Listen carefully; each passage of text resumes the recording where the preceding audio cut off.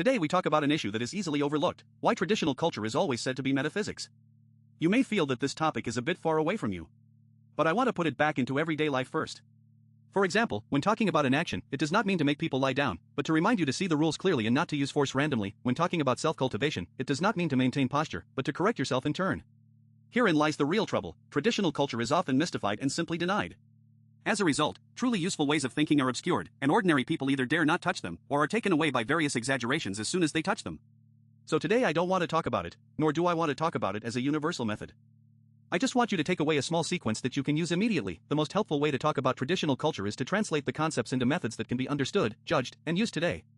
Let's talk about the first level first: why this issue is worth talking about. Traditional culture is not used to scare people, nor is it used to pretend to be sophisticated. The real value of it is to help people see themselves, their relationships, and the propriety of doing things clearly. There is another key judgment here, because for a long time in the past, there was indeed a lot of content that made traditional culture more mysterious and more mysterious. In the end, neither the principles nor the boundaries were clear. In addition, some scammers exaggerate the effects under the banner of traditional culture, healthcare, and exercises. Over time, many people have doubted the entire content. But the problem is not the traditional culture itself, but the problem with the teaching. Such as Confucianism, Taoism, Buddhism, Bajuanjin, Tai Chi, meditation, and military training. The problem for many people is not that they don't understand the truth at all, but that they have too much truth and too little action. When I listened to it, I thought it made sense, but when I returned to life, I still didn't know where to start. If a method cannot be turned into a small action that can be tried today, it can easily become another paragraph in the favorites. How to do it? You can follow 3 steps first. The first step is to demystify. First, ask what practical problem this statement solves, and don't rush to accept mystical explanations. The second step is to find the boundaries. Which ones are thought-provoking and which ones cannot be said to be medicine, results, or promises? The third step is to live life. Turn a concept into a judgment, an action, or an introspection that can be done today.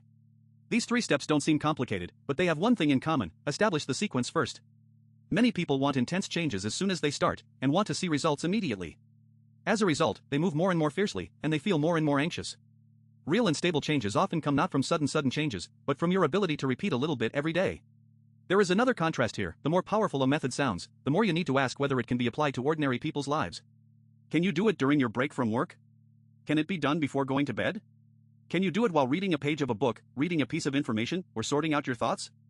If not, no matter how good it sounds, it will be difficult to really change you. The more we talk about traditional culture, the more we need to have boundaries.